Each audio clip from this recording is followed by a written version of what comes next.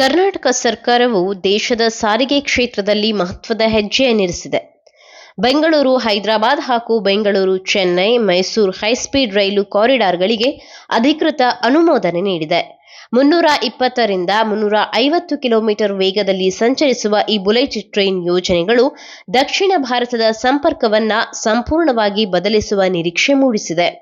ಈ ಯೋಜನೆಯಿಂದ ಬೆಂಗಳೂರು ಹೈದರಾಬಾದ್ ಪ್ರಯಾಣವು ಕೇವಲ 2 ಗಂಟೆಗೂ ಕಡಿಮೆ ಅವಧಿಗೆ ಇಳಿಯಲಿದ್ದು, ಬೆಂಗಳೂರು ಚೆನ್ನೈ ನಡುವಿನ ಪ್ರಯಾಣ ಸುಮಾರು 75 ನಿಮಿಷಗಳಲ್ಲಿ ಸಾಧ್ಯವಾಗಲಿದೆ.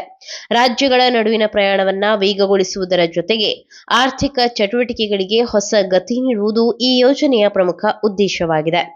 ಈ ಹೈಸ್ಪೀಡ್ ಮಾರ್ಗಗಳು ತುಮಕೂರು, ಚಿಕ್ಕಬಳ್ಳಾಪುರ, ಕೋಲಾರ ಜಿಲ್ಲೆಯ ಕೆಜಿಎಫ್, ವೈಟ್ ಫೀಲ್ಡ್ ಸೇರಿದಂತೆ ಹಲವು ಪ್ರಮುಖ ಪ್ರದೇಶಗಳ ಮೂಲಕ ಸಾಗಲಿದೆ.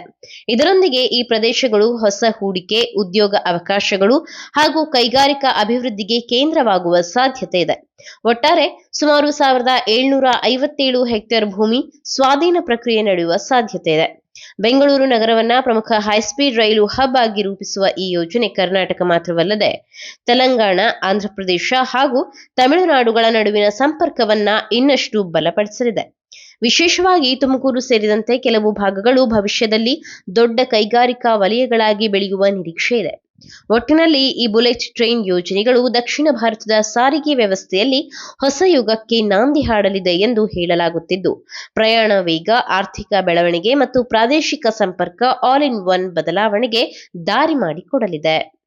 ನೀವು ಸಣ್ಣ ಆಗ್ಬೇಕಲ್ವಾ? ಅದು ಒಂದು ಉತ್ತಮ ಆಹಾರದಿಂದ ಸಣ್ಣ ಆಗ್ಬೇಕಲ್ವಾ? ಪ್ರತಿದಿನ ನಮ್ಮ ಜೀನಿ ಸ್ಲಿಮ್ ನ ಯೂಸ್ ಮಾಡಿ ಯಾವುದೇ ಸೈಡ್ ಎಫೆಕ್ಟ್ ಇಲ್ದಂಗೆ ನೀವು ಸಣ್ಣ ಆಗ್ತೀರಾ.